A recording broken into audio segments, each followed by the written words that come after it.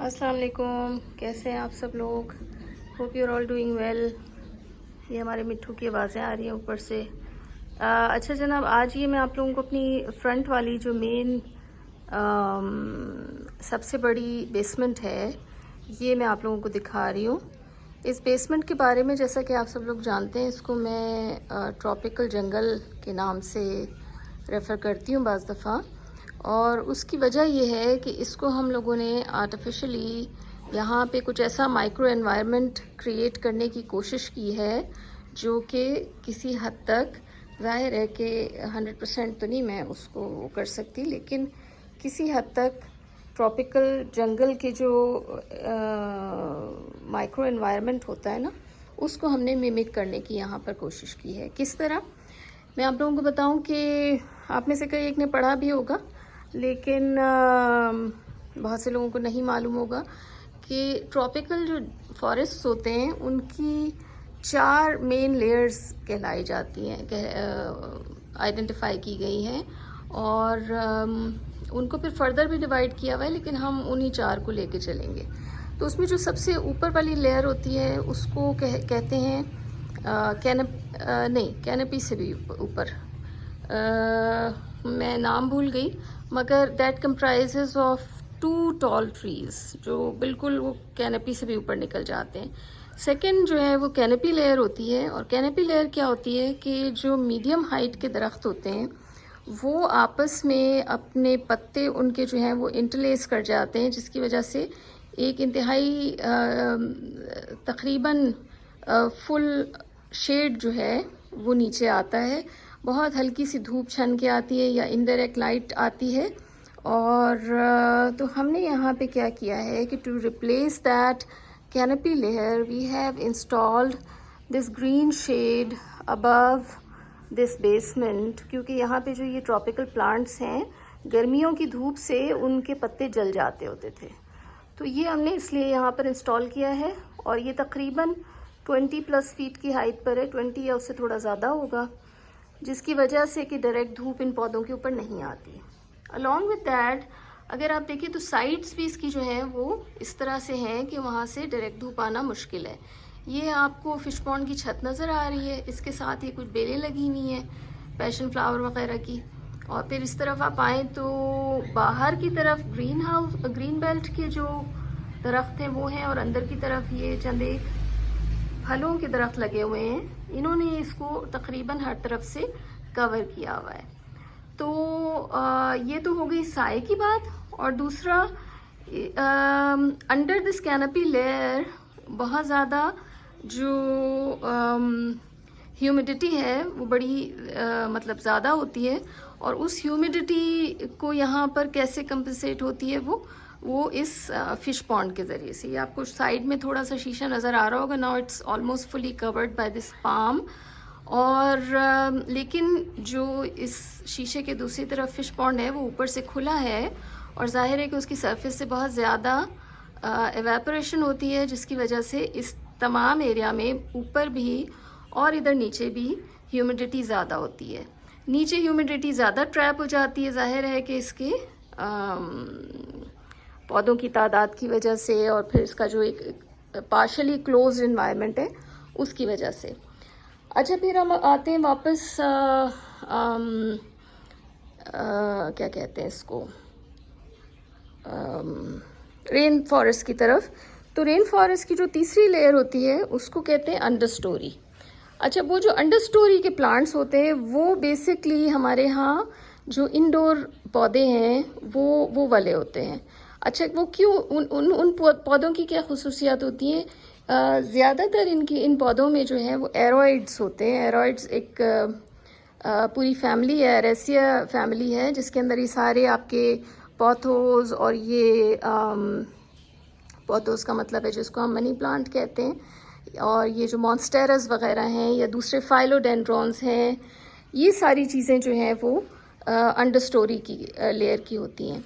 अच्छा, इनकी चंद एक खुसूसियात, नॉट 100%, लेकिन अक्सर पौधों की क्या खासियत होती है, मैं बल्कि आपको इधर से दिखाना शुरू करती हूँ कि इनमें से जो ये अक्सर पौधे होते हैं ना, इनके एक तो इस तरह से ये वैक्सी लीव होते हैं, यानी इनके ऊपर पानी ठहरता नहीं है बल्कि बह जाता है। ठीक है।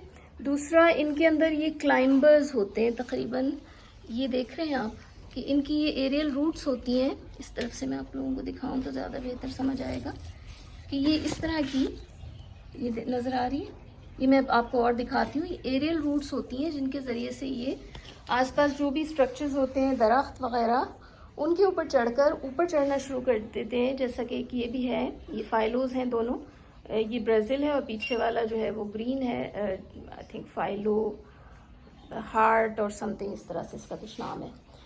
तो इसी तरह से ये सारे जो पौधे होते हैं ये रोशनी की तलाश में ऊपर की तरफ चढ़ते हैं पौधों के सहारे से, दरख्तों के सहारे से। और दूसरा एक क्या होता है कि इनके जो पत्ते होते हैं ना सबके, वो उनको कहते हैं ड्रिप टिप होती है उनकी। ड्रिप टिप क्या मतलब है कि जो टिप्स होती हैं ना, ये नीचे की तरफ होती हैं कि अगर पानी इसके ऊपर पड़ता है तो वो फिसल कर इन टिप्स के थ्रू नीचे आ जाता है। आप इनमें से देख लें, सभी में, यहाँ भी देखें आप, तो ये टिप जो है वो नीचे की तरफ पॉइंट कर रही होती है। अगर मैं इसके ऊपर पानी डालूंगी या बारिश पड़ेगी तो वो नीचे की तरफ बहना शुरू हो जाता है पानी। और मैं आपको कौन सा पौधा दिखाऊं इसकी मिसाल के तौर पर, यहाँ पर मेरे पास फाइलोज नहीं है एक्चुअली ज़्यादा इस बेसमेंट में, वो दूसरी बेसमेंट में है। लेकिन अगर आप इसको भी मॉन्स्टेरा को देखें तो इसी तरह से आपको पत्ते जो है ना उनका रुख नीचे की तरफ नज़र आएगा। इसको हम कहते हैं ड्रिप टिप। दूसरा ये कि पत्ते बहुत ज़्यादा अमूमन चौड़े होते हैं और जैसे ये क्लाइंब अप करना शुरू करते हैं तो और इनकी चौड़ाई में और साइज़ में इजाफा हो जाता है। फिर इनमें ये फेनेस्ट्रेशंस होते हैं, मुख्तलिफ़ किस्म की डिविजन्स होती हैं, सुराख होते हैं या स्लिट्स होती हैं, जिनके ज़रिए से ये अपना सरफेस एरिया बढ़ाते हैं। और सरफेस एरिया बढ़ाने का फ़ायदा इन पौधों को क्या होता है कि they catch more light for more food production, क्योंकि लाइट ऑलरेडी कम आ रही है तो जितनी आ रही है उसको कैच करने के लिए ज़्यादा से ज़्यादा सरफेस एरिया जो है वो ये इनका होता है। फिर उसके अलावा ये एवेपोरेट भी करते हैं एक्सेस वाटर को थ्रू देयर लीव्स। तो मेरे यहाँ तो ऐसा नहीं होता है, लेकिन अगर आप इंडोर प्लांट सेटिंग में जाएं जहाँ पे ज़रा भी ह्यूमिडिटी बढ़ गई हो तो इन पौधों में से जैसे ऐसा लगता है जैसे इनके अंदर से पानी निकल के बहना शुरू हो गया है यहाँ टिप्स से, तो वो जो है वो एवेपोरेशन की वजह से होता है। अच्छा, ये हो गई ये सारी डिटेल। अब मैं आपको थोड़ी सी एरियल रूट्स इधर भी दिखा दूँ, then I will finish this video कि बहुत ज़्यादा लंबी ना हो जाए। ये हमारा सबसे पुराना मॉन्स्टेरा है, इसको तकरीबन 8 साल हो गए हैं इस जगह पर लगे हुए, और इसके निचले पत्ते कुछ ख़राब हो गए थे और कुछ मैंने खुद काट दिए थे ताकि जो नीचे वाले पौधे हैं उनको जगह मिले और उनका ज़रा उनके ऊपर साया कम हो, उन्हें थोड़ी सी रोशनी मिले।